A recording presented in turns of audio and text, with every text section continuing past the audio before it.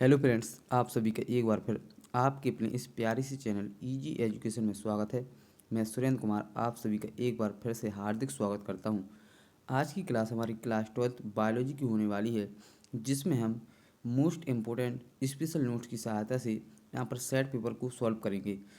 यदि आप इन सेट पेपरों को लगा लेते हैं तब आपको बायोलॉजी में 90 और 95 प्लस नंबर लाने से कोई नहीं रोक सकता है। तो आइए स्टार्ट करते हैं। इन सेट पेपरों का अभी हमारी ये PDF वीडियो होगी।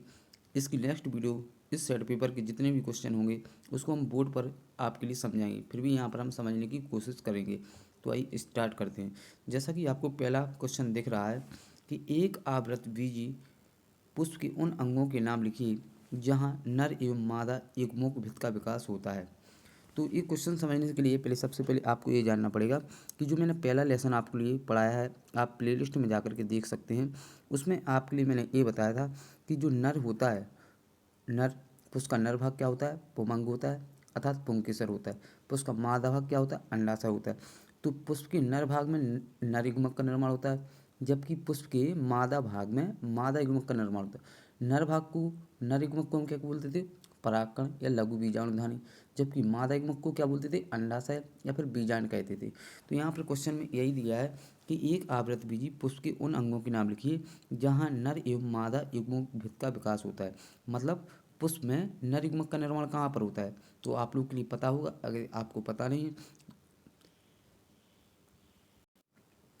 तब आप वीडियो प्लेलिस्ट में जाकर के वीडियो को देखिए। तो यहाँ पर आंसर मैंने दिया है, आप उसको देखिए। यहाँ पर आपको दिख रहा होगा नर युग्मोक भिद, नर युग्मोक भिद अर्थात परागकण। नर युग्मोक भिद का मतलब नर युग्मक किसको बोलते हैं? परागकण। इसका निर्माण कहाँ पर होता है? परागकोश के अंदर होता है। मैंने बताया था ना कि पुष्प में नर भाग होता है और मादा भाग। नर भाग किसको बोलते थे? परागकोश को। ठीक है। मादा भाग किसको बोलते थे? अंडाशय को। नर में परागकोश में किसका निर्माण होता था? परागकणों का निर्माण। अंडकोश का निर्माण कहाँ पर होता था? अंडकोश का, या फिर कह सकते हैं अंडाशय या फिर बीजांड के अंदर। तो आपका पहला क्वेश्चन समझ में आ गया होगा। तो आपको इतनी बात समझ में आ गई कि नर युग्मक का जो निर्माण होता है पुष्प में वो परागकोश के अंदर होता है। कैसे होता है, कब होता है, तो मैंने उसकी वीडियो बना के डाली है, आप देख सकते हैं। दूसरा क्वेश्चन आपका दिख रहा है मादा युग्मक भेद। तो यहाँ पर मादा युग्मक किसको बोलते थे? अंडकोश का या फिर भ्रूण कोश को बोलते थे, जिसका निर्माण किसके अंदर होता था? बीजांड के अंदर होता था। तो आपके लिए समझ में आ गया हो। दूसरा क्वेश्चन है आपका दोहरा निषेचन की परिभाषा दीजिए।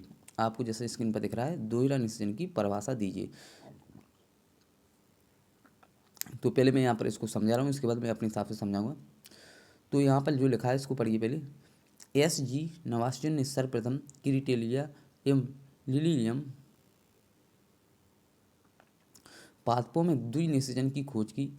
इसमें एक आगुड़ित नर युग्मक अंड आगुड़ित अंडकोशिका से मिलकर युग्मनज का निर्माण करता है, जबकि दूसरा नर युग्मक द्वितीय केंद्रक के साथ मिलकर त्रिगुणित भ्रात्मक भ्रूण कोशिका बनाता है।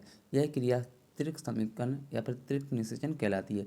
इस प्रकार आवृत बीजी पादपों में निषेचन की क्रिया 2 बार संपन्न होती है, इसलिए इसे क्या कहते हैं?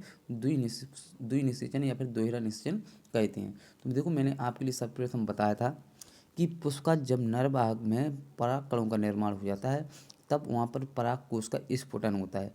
स्फुटन होने के बाद क्या होता है कि जो परागकण होता है वो पुष्प के यहाँ पर, कहाँ पर, देखो ये जो भाग होता है पुष्प के वर्तिकाग्र पर आता है परागकण। जब वो परागकण पुष्प के वर्तिकाग्र पर आता है तब वहाँ पर उसमें कितने एन होते हैं? 2 एन होते हैं, मतलब 2 युग्मक होते हैं। तो 2 युग्मक होते हैं तो अब वर्तिका से क्या निकलती है? वर्तिकाग्र से कुछ हार्मोन स्रावित होते हैं, जिससे वहाँ पर क्या निकलती है? परागनलिका निकलती है। वो परागनलिका कहाँ पर जाती है? वहाँ से होती हुई बीजांड द्वार से होती हुई भ्रूण कोश के अंदर जाती है, जिसमें से 2 जो निर्मक होते हैं उनमें से एक नर युग्मक द्वितीय केंद्रक के साथ फ्यूज करता है, मतलब मिलता है, जबकि दूसरा जो नर युग्मक होता है वो अन्य कोशिका के साथ मिलता है। तो जो द्वितीय केंद्रक के साथ मिलता है वो भ्रूण कोश बनाता है, और जो अंड कोशिका के साथ मिलता है वो क्या बनाता है? आपका भ्रूण बनाता है। ये मैंने आपके लिए दूसरे पार्ट या तीसरे पार्ट में समझाया था। ठीक है।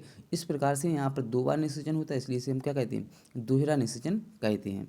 आपके लिए समझ में आ गया होगा। मैंने क्या बताया कि जो परागकोश होता है वो परिपक्व हो जाता है। परिपक्व होने के बाद वो उसी पुष्प के वर्तिकाग्र पर पहुँचता है। अब वर्तिकाग्र से कुछ हार्मोन स्रावित होते हैं, तो जो आपका युग्मक होता है, परागकण होता है, उससे क्या निकलती है, परागनलिका निकलती है। और वो परागनलिका कहाँ पर जाती है, आपको पता होगा इस भ्रूण कोश के अंदर जाती है, जिसमें 2 केंद्रक होते हैं। कितने, 2 केंद्रक। तो जो 2 केंद्रक होते हैं वो एक द्वितीयक केंद्रक के साथ मिलकर के क्या बनाता है, भ्रूण कोश बनाता है। क्या बनाता है, भ्रूण कोश। जबकि दूसरा जो नर युग्मक होता है वो अंड कोशिका के साथ मिलकर के क्या बनाता है, भ्रूण बनाता है।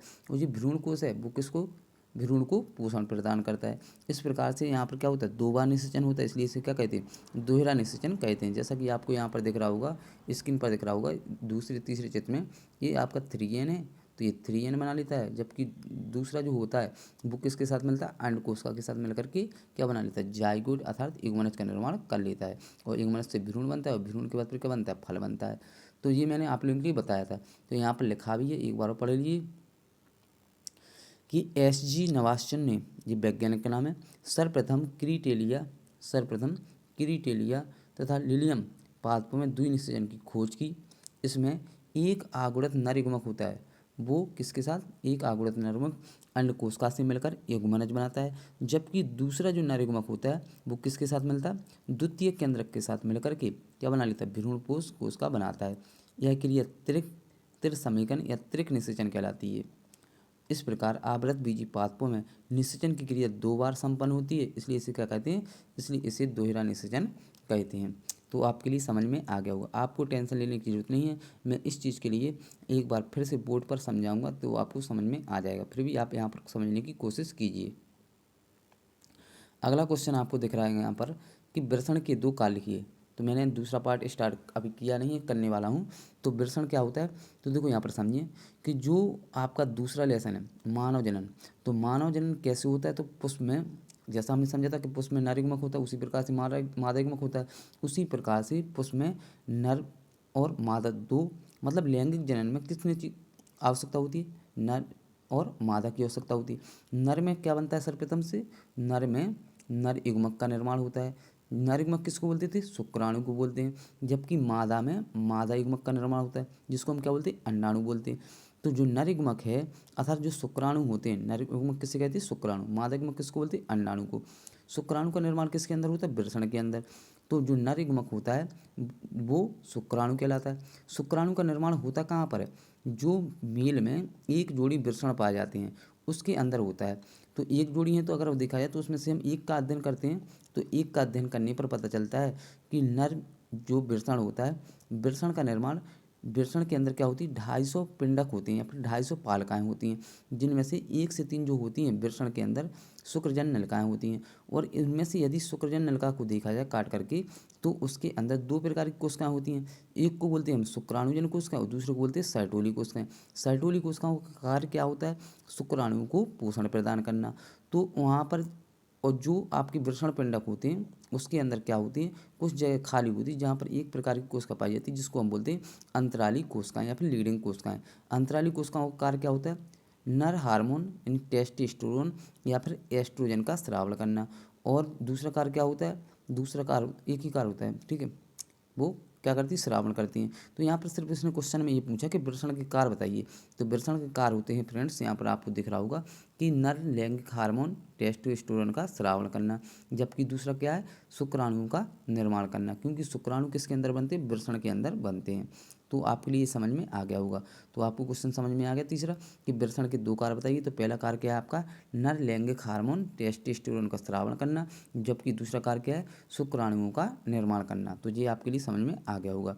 इसके बाद अगला क्वेश्चन आपको स्क्रीन पर दिख रहा होगा कि उन कोशिकाओं के नाम लिखिए जो विकसित हो रहे शुक्राणुओं को पोषण प्रदान करती हैं। तो उन कोशिकाओं को हम बोलते हैं सर्टोली कोशिकाएं। सर्टोली कोशिकाओं का कार्य क्या होता है, प्रमुख कार्य क्या होता है, तो सर्टोली कोशिकाओं का कार्य होता है शुक्राणुओं को पोषण प्रदान करना। ये आपका स्ट्रक्चर दिया सर्टोली कोशिकाओं का, एग्जाम में बहुत पूछा जाता है, तो आप इसका अध्ययन कर लीजिए, ठीक है। जब मैं आपको पढ़ाऊँगा दूसरा पार्ट तो उसमें इसको डिटेल से बताऊँगा। 5वां क्वेश्चन आपका दिख रहा है, 5वां क्वेश्चन वेरी वेरी इंपॉर्टेंट है, ध्यान रखना, बहुत इंपॉर्टेंट है क्वेश्चन, कई बार पूछा जाता है पेपर में।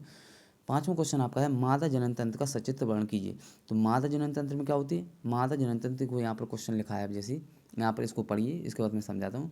मादा जनन तंत्र के अंतर्गत एक जोड़ी तो अंडाशय आते हैं, अंडाशय के साथ साथ एक जोड़ी क्या होती है, अंडवाहिनी होती है। और एक गर्भाशय होता है।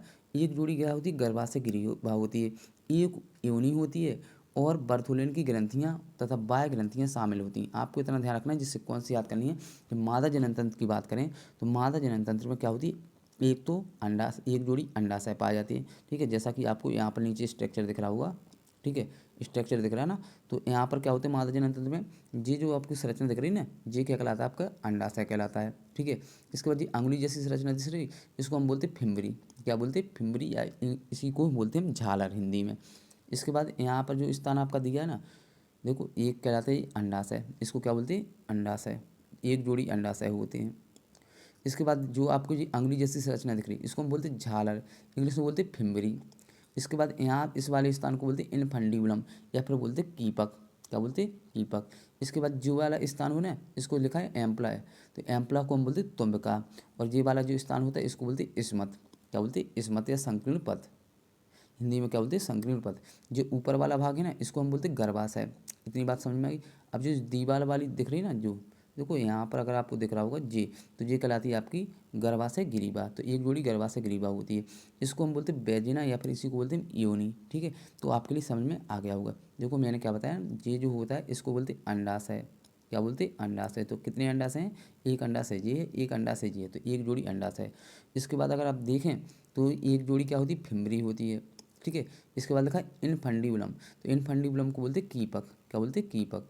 और ये वाला जो स्थान है यहाँ पर, ये आपको गोल दिख रहा है, इसको हम बोलते हैं तुम्बिका। क्या बोलते हैं, तुम्बिका। और इसके बाद इस वाले स्थान को हम बोलते हैं, इस वाले स्थान पर लिखा ना इस्मत, इसको हम बोलते हैं संकीर्ण पथ। क्या बोलते हैं, संकीर्ण पथ। और आपको ध्यान रखना है कि संकीर्ण पथ और यानी इस्मत और एम्पला के बीच में जो स्थान होता है, उसको हम बोलते हैं एम्पुलरी इस्मत जंक्शन। क्या बोलते हैं, एम्पुलरी इस्मत जंक्शन। क्या बोलते हैं, एम्पुलरी इस्मत जंक्शन। और ये जो होता है ना आपका यूरिन फंड्स, इसको बोलते हैं गर्भाशय। क्या बोलते हैं, गर्भाशय। और ये जो है ना दीवाल सी, इनको बोलते हैं गर्भाशय ग्रीवा।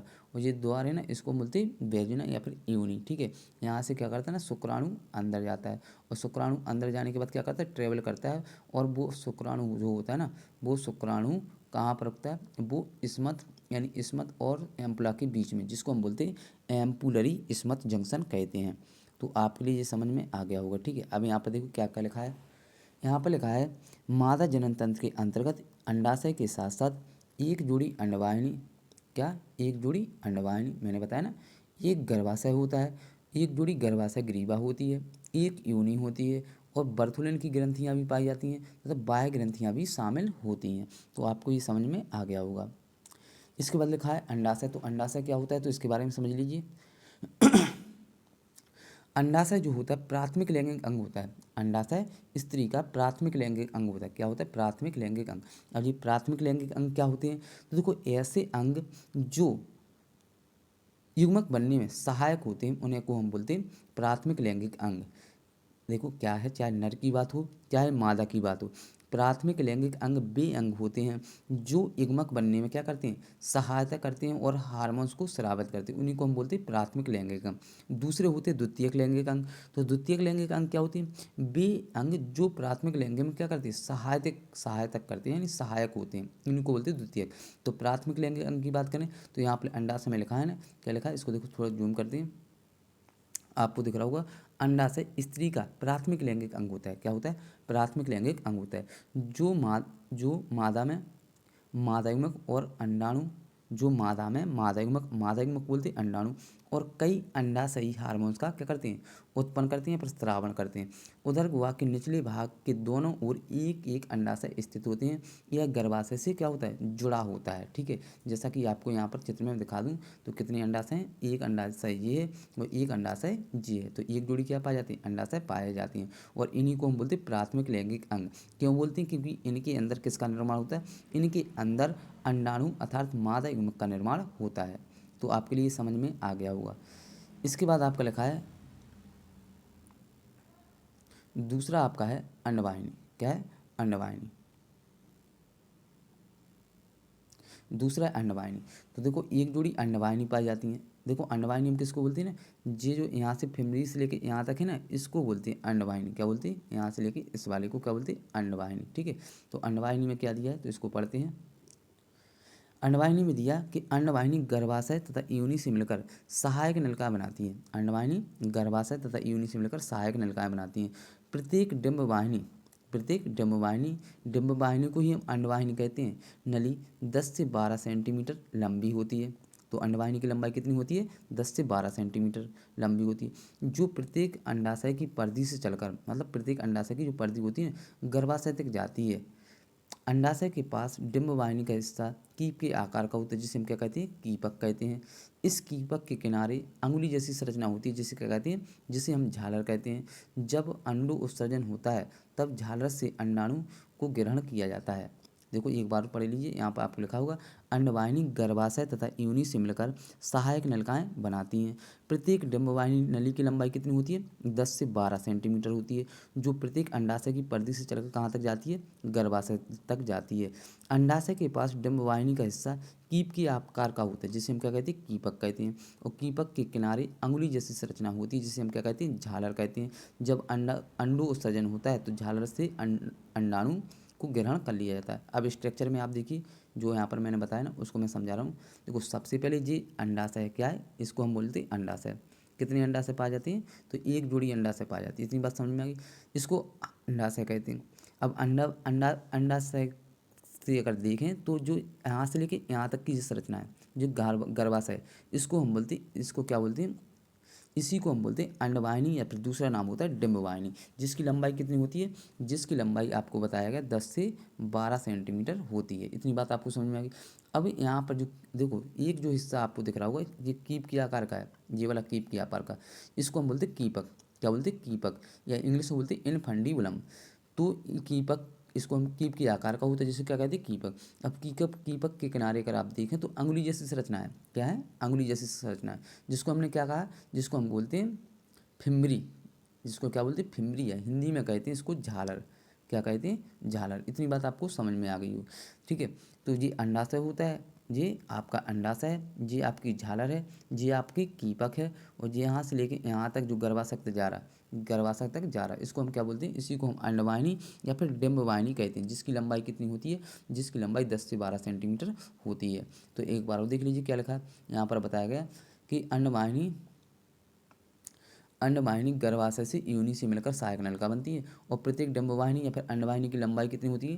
तो प्रत्येक अंडवाहिनी की लंबाई होती है 10 से 12 सेंटीमीटर, जो प्रत्येक अंडाशय की परिधि से चलकर गर्भाशय तक जाती है। इतनी बात आपको समझ में आई? अंडाशय के पास डिंबवाहिनी का हिस्सा कीप के आकार का होता है। मैंने क्या बताया ना? कीप के आकार का होता है। इस प्रकार से जुड़ा होता है ना, जो इस प्रकार से होता है, जो उंगली जैसी संरचना होती है, उसे क्या कहते हैं? उसे हम कीपक कहते हैं। और इस कीपक के किनारे अंगुली जैसी संरचना दिख रही है। कैसी? मैंने बताया ना, इस प्रकार की संरचना दिखती है, जिसको क्या बोलते हैं? फिमरी या फिर झालर कहते हैं। जब अंडोत्सर्जन होता है, जब अंडोत्सर्जन होता है, अंडोत्सर्जन का मतलब जब अंडाणु निकलता है मल्टी साइक्लिक प्रोसेस के दौरान, तो जो अंडाणु होता है वो किसके द्वारा लिया जाता है? इसी फिमरी की सहायता से ग्रहण कर लिया जाता है। और वो कहाँ पर जाके रुकता है? वो एम्पुलरी स्मथ जंक्शन पर। देखो इसको बोलते हैं एम्पुलरी, इस वाले स्थान को बोलते हैं एम्पुलरी स्मथ जंक्शन, इसको स्मथ, इसको एम्पुला। तो एम्पुलरी स्मथ जंक्शन पर जाके ठहराव करता है। तो आपके लिए ये क्वेश्चन समझ में आ गया होगा, ठीक है। इतनी बात समझ में आई। तीसरा दिया गर्भाशय। तो ये आपका प्राथमिक अंग है। तो प्रत्येक मादा में एक गर्भाशय होता है। कितना? एक गर्भाशय। गर्भाशय का आकार उल्टी रखी नाशपाती के जैसा होता है। देखो जी दिख रहा है ना आपको, जे आपको स्क्रीन पर दिख रहा है, यही है आपका गर्भाशय। क्या है? गर्भाशय। इसी को बोलते हैं गर्भाशय। तो गर्भाशय प्रत्येक मादा में कितना होता है? एक गर्भाशय होता है।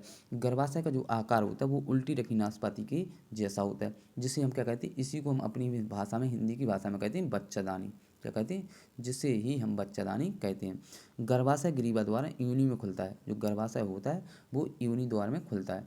गर्भाशय की गुहा को ग्रीव नाल भी कहते हैं, या इसको योनि के साथ मिलकर कैनाल या जन्म नाल का निर्माण करते हैं। तो आपको एक बात समझ में आएगी कि गर्भाशय को बच्चादानी भी कहते हैं, इसी को कैनाल नाल भी कहते हैं, ठीक है। इतनी बात आपको समझ में आ गई होगी। अगर आ गई तो फिर भी एक बार समझ लीजिए स्ट्रक्चर के इस माध्यम से। देखो इसको बोलते हैं हम, क्या बोलते हैं? इसको हम कहते हैं अंडाशय। एक जोड़ी क्या होते हैं? अंडाशय होते हैं। जो अंगुली जैसी संरचना दिख रही है ना, इनको हम झालर या फिर क्या बोलते हैं? फिमरी बोलते हैं। ये कीप के आकार की संरचना है, इसको बोलते हैं इनफंडिबुलम या फिर कीपक कहते हैं। इसको बोलते हैं एम्पुला, या हिंदी में कहते हैं इसे तुम्बका। इसको बोलते हैं स्मथ, या इसी को हम बोलते हैं हिंदी में संकीर्ण पथ। और एम्पुला और संकीर्ण पथ के बीच का स्थान होता है उसको बोलते हैं एम्पुलरी स्मिथ जंक्शन। क्या बोलते हैं? Ampullary Smith junction. ये आपको दिख रहा है ना जो उभरा हुआ, इसको बोलते हैं यूरेटन या फिर फंड्स, या इसी को हम बोलते हैं गर्भाशय। ये दो आपको दीवार दिख रही है ना, ये दीवार, इसको हम बोलते हैं गर्भाशय ग्रीवा। क्या बोलते हैं? गर्भाशय ग्रीवा। ये जो यहाँ पर भाग दिख रहा है ना, इसको बोलते हैं योनि या फिर वेजिना। तो आपके लिए ये समझ में आ गया होगा। अगला क्वेश्चन आपको दिख रहा है, जनन स्वास्थ्य क्या तात्पर्य है? अगला क्वेश्चन आपका है, जनन स्वास्थ्य क्या है तात्पर्य? तो विश्व स्वास्थ्य संगठन, या इसी को बोलते हैं वर्ल्ड हेल्थ ऑर्गेनाइजेशन। तो वर्ल्ड विश्व स्वास्थ्य संगठन के अनुसार जनन स्वास्थ्य किससे कहते हैं? तो जनन, यहाँ पर जलन लिखा है, यहाँ पर जनन कर लेना। क्या करना? जनन। जनन के सभी पहलुओं शायद एक संपूर्ण स्वास्थ्य अर्थात शारीरिक, सामाजिक, भावात्मक तथा व्यवहारिक स्वास्थ्य क्या कहलाता है? जनन स्वास्थ्य कहलाता है। जनन स्वास्थ्य का मतलब होता है कि कोई व्यक्ति जनन स्वास्थ्य मतलब स्वास्थ्य कब कहलाएगा? तो विश्व स्वास्थ्य संगठन क्या बताता है कि स्वास्थ्य तभी कहलाएगा जब वो पूरी तरह से शारीरिक, सामाजिक, भावात्मक तथा व्यवहारिक स्वास्थ्य हो, तो वो जनन स्वास्थ्य कहलाता है। कोई व्यक्ति है तो जनन स्वास्थ्य कब कहलाएगा? वो कहलाएगा जब वो शारीर से, समाज से, भावों से और व्यवहारिक तरीके से अगर स्वस्थ होगा तो वो जनन स्वास्थ्य कहलाएगा। इतनी बात आपको समझ में आई। क्वेश्चन नंबर 7 में आपको स्क्रीन पर दिख रहा है, क्लाइनफेल्टर एवं टर्नर सिंड्रोम में गुणसूत्रों की संख्या होती है। क्लाइनफेल्टर एवं टर्नर सिंड्रोम में गुणसूत्रों की संख्या होती है। तो मनुष्य में कितनी गुणसूत्रों की संख्या होती है? 46 आपको पता होगा। ठीक है, इतनी बात आपको समझ में आ गई। अगर 46 होती है, जिनमें से देखो 22 जोड़ी जो होते हैं एक्स एक्स होते हैं, और एक जोड़ी होता है वो एक्स वाई, या फिर 22 जोड़ी जो फीमेल में होते हैं एक्स एक्स होते हैं, और यहाँ पर क्या होता है आपका एक्स एक्स होता है। तो जो 22 जोड़ी होती है ना, इनको हम बोलते हैं एक्रोसोम। क्या बोलते हैं? एक्रोसोम। ये हिंदी में बोलते हैं इसको देह गुणसूत्र। और जो आपका एक बचता है ना, इसको हम बोलते हैं क्रोमोसोम। क्या बोलते हैं? क्रोमोसोम। चाहे मेल की बात हो या फीमेल की बात हो, सेम प्रोसेस होती है। 22 जोड़ी जो गुणसूत्र होते हैं उनको हम बोलते हैं देह गुणसूत्र या फिर एक्रोसोम। जबकि जो एक जोड़ी जो एक्स वाई है, इसको हम क्या बोलते हैं? इसको हम बोलते हैं क्या बोलते हैं? इसको हम बोलते हैं लिंग गुणसूत्र या फिर क्रोमोसोम बोलते हैं। ठीक है, तो आपको इतनी बात समझ में आएगी कि मेल या फीमेल की बात करें तो गुणसूत्रों की संख्या 46 होती है, जिनमें से 22 जोड़ी गुणसूत्र क्या होते हैं? समान होते हैं, जिनको हम एक्रोसोम बोलते हैं। जबकि एक जोड़ी गुणसूत्र होता है वो अलग होता है, जिसको हम बोलते हैं क्रोमोसोम। ये एक्रोसोम का कार्य क्या होता है? तो एक्रोसोम का कार्य होता है शरीर की रचना, रंग रूप आकार का निर्माण करना। जबकि जो एक्स वाई जो एक गुणसूत्र होता है, एक जोड़ी गुणसूत्र होता है, जिसको हम क्या बोलते हैं? जिसके लिए हम कहते हैं क्रोमोसोम। तो क्रोमोसोम का कार्य क्या होता है? लिंग निर्धारण करना, लड़का हो गया लड़की। इतनी बात आपको समझ में आ गई। तो क्वेश्चन हमारा था कि क्लाइनफेल्टर एवं टर्नर सिंड्रोम में गुणसूत्रों की संख्या। तो जो क्लाइनफेल्टर होता है इसमें गुणसूत्रों की संख्या 47 होती है, मतलब एक गुणसूत्र अधिक होता है। जबकि जो आपका टर्नर सिंड्रोम होता है इसमें गुणसूत्रों की संख्या एक कम होती, अर्थात कितनी होती है? कह सकते हैं 45 या फिर 44 कह सकते हैं, 45 कह सकते हैं। इसमें कितनी होती है? 47। और इसमें कितनी होती है? 45। तो टर्नर सिंड्रोम में गुणसूत्र कम होता है, जबकि क्लाइनफेल्टर सिंड्रोम में एक गुणसूत्र अधिक होता है। तो आपके लिए समझ में आ गया होगा। अगला क्वेश्चन आपको स्क्रीन पर दिख रहा है, डीएनए में कितनी न्यूक्लियोटाइड इकाइयाँ होती हैं? तो फ्रेंड्स ध्यान रखना, डीएनए में 3 न्यूक्लियोटाइड इकाइयाँ होती हैं, डीऑक्सीराइबो शर्करा, फास्फेट समूह, नाइट्रोजन क्षारक। इतनी बात आपको समझ में आ गई होगी। ठीक है, जब मैं इसको पढ़ाऊंगा तो डिटेल से पढ़ाऊंगा, परेशान होने की जरूरत नहीं है। तो डीएनए में कितनी न्यूक्लियोटाइड इकाई होती हैं? 3। कौन कौन सी? डीऑक्सीराइबो शर्करा, दूसरे फास्फेट समूह, तीसरा नाइट्रोजन क्षारक। अगला क्वेश्चन आपको स्क्रीन पर दिख रहा है,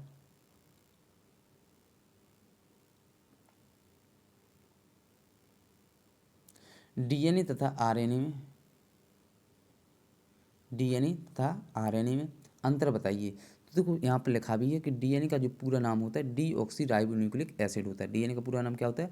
डीऑक्सीराइबोन्यूक्लिक एसिड होता है। यह केंद्रक में पाया जाता है। जो डीएनए होता है वो सेल अर्थात कोशिका के कहाँ पर पाया जाता है? केंद्रक में पाया जाता है। यह सभी जीवों के लिए, कुछ विषाणुओं के लिए अनुवांशिक पदार्थ होता है। जो डीएनए होता है ना, डीएनए को ही हम अनुवांशिक पदार्थ कहते हैं। और अनुवांशिक पदार्थ क्या होता है? जो माता पिता के लक्षणों को एक पीढ़ी से दूसरी पीढ़ी में ले जाता है, जिनके पास कंट्रोल होता है, वो कौन होता है? डीएनए। तो डीएनए का पूरा नाम क्या है? डीऑक्सीराइबोन्यूक्लिक एसिड होता है। इतनी बात समझ में आई। यह कहाँ पर पाया जाता है? केंद्रक में पाया जाता है। यह सभी जीवों का क्या होता है? अनुवांशिक पदार्थ होता है। और चौथा पॉइंट बना जाए तो इसमें थायमिन क्षारक पाया जाता है। एक डीएनए में क्या क्या पाया जाता है? एक न्यूक्लियोटाइड, यानी जो डीएनए होता है पॉलीन्यूक्लियोटाइड श्रृंखला होती है। इसमें बहुत सारी क्या पाई जाती है, न्यूक्लियोटाइड। और न्यूक्लियोटाइड कितनी इकाइयों से मिलकर बना होता है, 3। इससे पहले वाला क्वेश्चन में पढ़ा नाइट्रोजन क्षारक, फास्फेट समूह, और आपको क्या होता है, देखो यहाँ पर बताया था ना, नाइट्रोजन क्षारक, फास्फेट समूह और डीऑक्सीराइबोस श्रृंखला। ठीक है, तो डीएनए आपको समझ में आ गया। डीएनए का पूरा नाम क्या होता है, डीऑक्सीराइबोन्यूक्लिक एसिड होता है। यह कहाँ पर पाया जाता है, केंद्रक में पाया जाता है। यह सभी जीवाणु तथा कुछ विषाणु के लिए क्या होता है, अनुवांशिक पदार्थ होता है। और इसमें थाइमिन जो क्षारक होता है वो पाया जाता है। क्या पाया जाता है, थाइमिन क्षारक पाया जाता है। जबकि इसमें यूरेसिल क्या होता है, अनुपस्थित रहता है। यूरेसिल किस में पाया जाता है, आपका आरएनए में पाया जाता है। तो आपको समझ में आ गया होगा। जब मैं इसको बोर्ड पर समझाऊंगा तो आपको अच्छे से समझ में आ जाएगा। अगला क्वेश्चन है आरएनए। तो आरएनए में का पूरा नाम क्या होता है, राइबो न्यूक्लिक एसिड होता है। डीएनए का क्या होता है, डीऑक्सी राइबो न्यूक्लिक एसिड। देखो डीएनए तो केंद्रक में पाया जाता है, लेकिन आरएनए जो होता है केंद्रक में नहीं पाया जाता। कहाँ पर पाया जाता है, कोश का द्रव में। तो 2 पॉइंट आपके क्लियर हो गए कि आरएनए का पूरा नाम क्या है, राइबो न्यूक्लिक अम्ल होता है या फिर एसिड होता है। यह कोश का द्रव में पाया जाता है। यह कुछ विषाणुओं में ही अनुवांशिक पदार्थ होता है। जबकि डीएनए तो अधिकांश कुछ ही होंगे जिसमें अनुवांशिक पदार्थ नहीं होता, बल्कि सब में पाया जाता है। ठीक है, तो यह केवल विषाणु में ही अनुवांशिक पदार्थ करता है। देखो आपको मैंने क्या बताया था ना कि जो डीएनए होता है वो उसमें क्या पाया जाता है, थाइमिन क्षारक पाया जाता है। लेकिन आरएनए में ऐसा नहीं होता है। इसमें थाइमिन नहीं पाया जाता है, बल्कि क्या पाया जाता है, इसमें यूरेसिल पाया जाता है। आपको ध्यान रखना है कि जो डीएनए में होता है वो थाइमिन नहीं पाया जाता, क्या पाया जाता है, यूरेसिल पाया जाता है। तो आपको समझ में आ गया होगा। अगला क्वेश्चन आपको स्क्रीन पर दिख रहा है कि संक्रामक रोग क्या होते हैं। तो ऐसे रोग यहाँ पर लिखे हैं, वे रोग जो आसानी से एक व्यक्ति से दूसरे व्यक्ति में संक्रमित क्या होते हैं, संचरित हो जाते हैं। संचरित का मतलब पहुंच जाते हैं। उन्हें क्या कहते हैं, उन्हें ही हम संक्रामक रोग कहते हैं। ठीक है, यह निम्न 2 प्रकार से फैल सकते हैं। तो संक्रामक रोग क्या होते हैं, तो वे रोग जो आसानी से एक व्यक्ति से दूसरे व्यक्ति में क्या हो जाती हैं, चले जाते हैं। उसी को तो हम क्या बोलते हैं, संक्रामक रोग कहते हैं। जैसे कोरोना है, तो कोरोना के बारे में आपको पता होगा। तो कोरोना का संक्रमण बहुत अधिक होता है, जो एक व्यक्ति से दूसरे व्यक्ति में क्या हो रहा था, छींकने से, छूने से फैल रहा था। तो उसी को ही हम क्या बोलते हैं, संक्रामक रोग। संक्रामक रोग का मतलब क्या होता है, वे रोग जो आसानी से एक व्यक्ति से दूसरे व्यक्ति में संचरित हो जाते हैं, संक्रामक रोग कहलाते हैं। यह निम्न 2 प्रकार से फैल सकते हैं। एक होता है अप्रत्यक्ष माध्यम, दूसरा होता है प्रत्यक्ष माध्यम। अप्रत्यक्ष मतलब माध्यम का मतलब होता है इनडायरेक्टली, और डायरेक्टली का मतलब क्या होगा, प्रत्यक्ष मतलब सीधे सीधे। तो अप्रत्यक्ष माध्यम से कैसे, तो यहाँ पर लिखा है संक्रमित खाद्य पदार्थों, रुधिर, वायु, जल के संपर्क में, संक्रमित बर्तन, वस्त्र, खिलौने एवं साबुन सल्ज उपकरण के द्वारा। तीसरा है वाहक कीटों द्वारा, जैसे मच्छर, मक्खी आदि द्वारा भी क्या होता है, संक्रमण। जबकि प्रत्यक्ष की बात करें तो संक्रमित व्यक्ति के सीधे संक्रमित, मतलब कोई को अगर कोरोना हो गया जैसे, तो उसके संपर्क में दूसरा व्यक्ति अगर जाता था तो वहाँ पर क्या हो जाता है, उसको भी कोरोना हो जाता था। तो संक्रमित व्यक्ति के सीधे संपर्क द्वारा।